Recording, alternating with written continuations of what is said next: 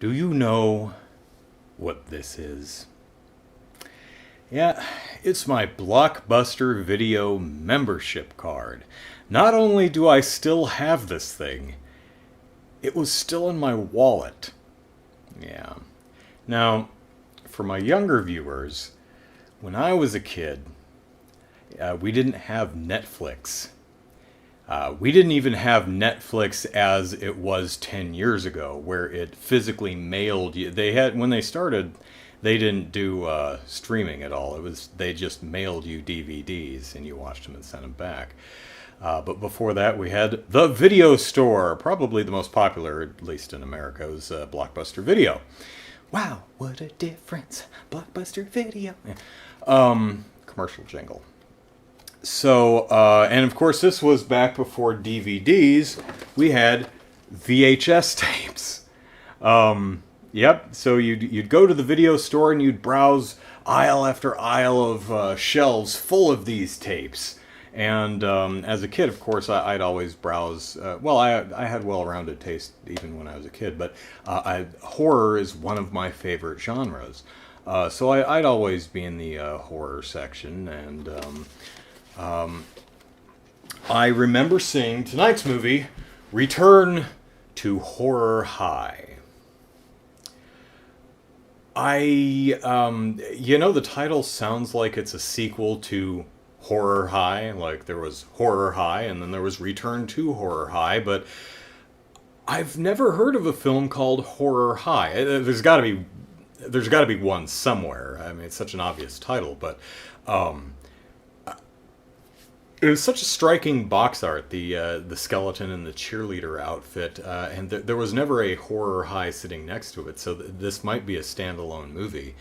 Kind of an odd return to odd to have Return to in the title of a standalone film, but maybe it's about a high school reunion, like the class of 1980, or well, probably 1975. There was a bunch of murders, and the surviving students are returning to their high school for their 10-year reunion in 1985, or whatever year this movie takes place. The movie's 1987, but I don't know what year the film takes place in. Or maybe it's more cliche than that. Maybe it's a bunch of high school kids. There was a bunch of murders, and then 5-10 years later, they go back to the long since abandoned school to have a party for no good reason. They just go back to the school that's been abandoned for 10 years to get drunk and do drugs and have sex and party, and then they get chopped up. So, I'm looking forward to this one. I'm sure it's probably just another slice of 80s slasher cheese, but I do so enjoy most of those movies. So I'm really looking forward to this one because it's one of those titles that I clearly remember seeing on the video store shelves, but just never got around to seeing. So I'm going to remedy that right now. That was, indeed, a slice of 80s horror cheese. And it sucked. It sucked so hard. Boring! So boring! Ah! That's unfortunate. You know, the problem with being a horror fan is most horror movies suck. So you have to wade through a lot of garbage to get to the gems. On the positive side, almost all horror movies have something to like about them. Sometimes they're so bad that it's just fun. This is just kind of boring. Usually there's gore, you know, and that's always worth a laugh. Not too much gore in this movie. Not really much in the way of kills either. Mostly all cutaways or obscured somehow. So it's not a sequel to anything. Return to Horror High is just Return to Horror High. I looked up on IMDb real quick. There actually is a movie called Horror High from the mid-70s, and it's apparently a kind of a Dr. Jekyll, Mr. Hyde type of movie. Kid drinks some potion that makes him go monstrous, and he kills all of his tormentors at school. Something like that. This movie is about a high school where a bunch of murders happened. And then a film crew decides to go to the high school and film a movie there. It's not exactly clear what kind of movie they're making, if it's a documentary, a investigative report, or just a general horror movie based on the killings that happened in this high school some years back.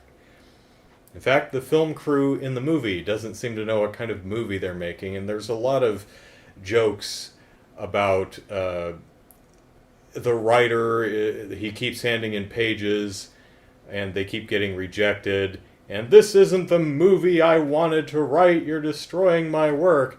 And the director, who wants to make a thoughtful, thought-provoking thriller and something arty, and the producer who just wants boobs and blood, lots of boobs and blood, preferably at the same time, bloody boobs, yes. So there's a lot of jokes. None of them really work. I don't think they were really even fresh back in 1987. And the movie does the thing where they'll show a scene and, oh, someone's getting murdered, and it pans back and it's just a scene from the movie within the movie. They do that a lot. George Clooney is in this movie. Yeah. An early role for Mr. Clooney. He dies immediately. Kind of off camera. Not really surprising to see him in this schlock. He's also in Attack of the Killer Tomatoes. Return of the Killer Tomatoes, sorry. Which I believe was 88, so that would have been the next year. All got to start somewhere. Although the Killer Tomatoes movie, I've never seen, what's the other one? Revenge of the Killer Tomatoes, something like that. The first one and Attack of the Killer Tomatoes and Return of the Killer Tomatoes are both hilarious from the right perspective, and I have that perspective. I do enjoy those movies; those are funny. This is just crap. Although the movie within the movie has a football jock guy, and they see the girl walking across, and he says, "Dude, I could totally bag that chick because I'm football player, dude," and that's the entire reason. And the other dude is like, "Dude," and if it was today, it'd be bro, but it wasn't, so it's dude. And he says, "I bet you couldn't. $50. Ah, bro, dude, bro." And so he goes over and he talks to the girl. He says, "Hey, gorgeous, yeah, I'm going to talk to you, and you should be honored because I'm me and you're not me, but I am me and I'm talking to you. Hey, I'm going to let you come watch me play football tonight."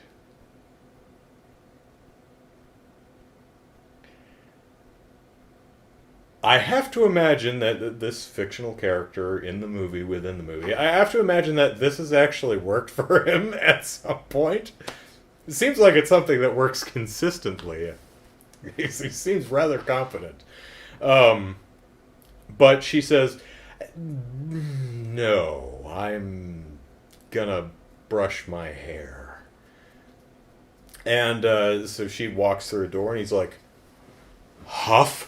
And he follows her in, and he follows her right into a woman's changing room, a lady's locker room, where there are a bunch of women changing their clothes.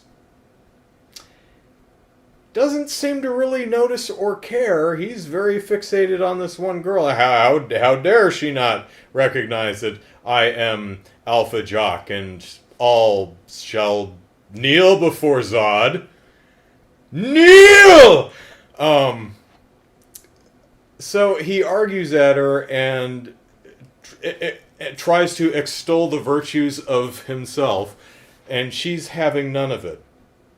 So he does something that I didn't expect. He says, okay, tell you what. And then he turns to his side, and there's a woman standing next to him wearing a towel.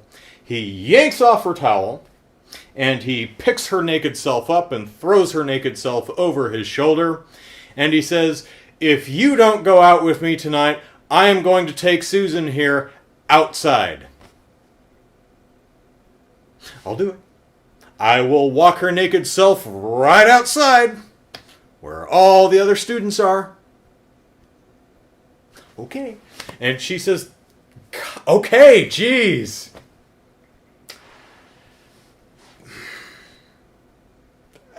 Golf clap?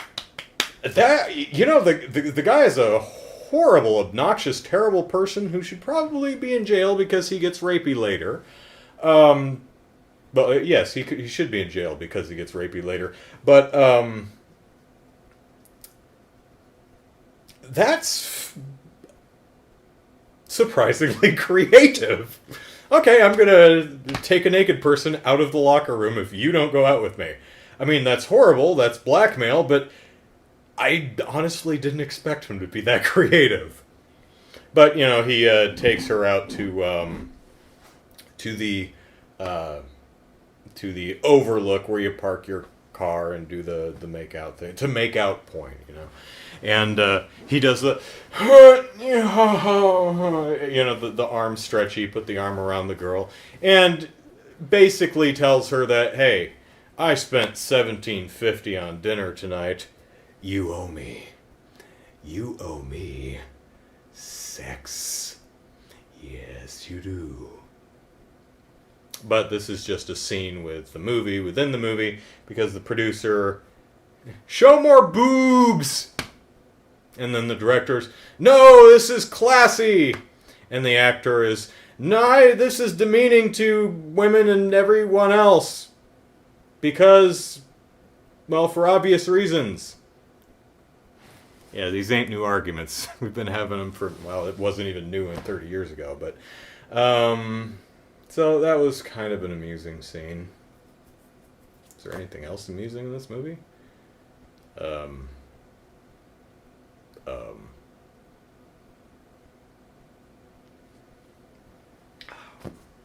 continuity errors that were funny. There's a fake spider that is very fake and kind of funny. There's one good line delivery. One of the lead actor girl, they're walking down steps into the dark and spooky basement, and the step breaks and she pitched forward and falls into the guy in front of him, and they both hit the floor, and he says, "Oh, you all right?" And she says, "No." Her delivery on that made me crack a grin, kind of. I mean, I kind of went, which was something.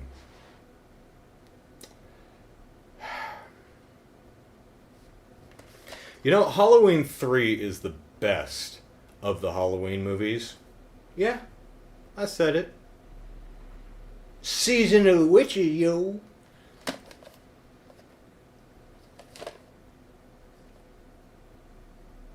Seriously, I mean, I know it doesn't have Michael Myers in it, but I always found Michael Myers kind of boring. If you don't know the history behind this, they did Halloween, they did Halloween 2, and then the original plan was each year, or however many years between projects, but each new Halloween film would feature, it would be an anthology of movies. Each new Halloween would just be a new Halloween-based horror movie. But this came out, and Michael Myers wasn't in it, and people said, ah! And so then we got really wonderful movies like Halloween 4, and Halloween 5, and Halloween 6, and Halloween H2O, and Halloween Resurrection. And then we started back again with Halloween, and Halloween 2,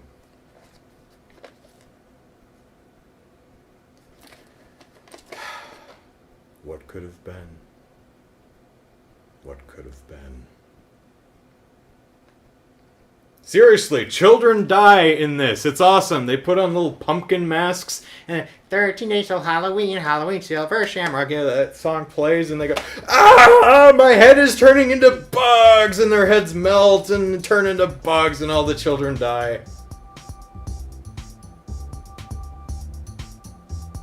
No, I don't have kids. Why do you ask?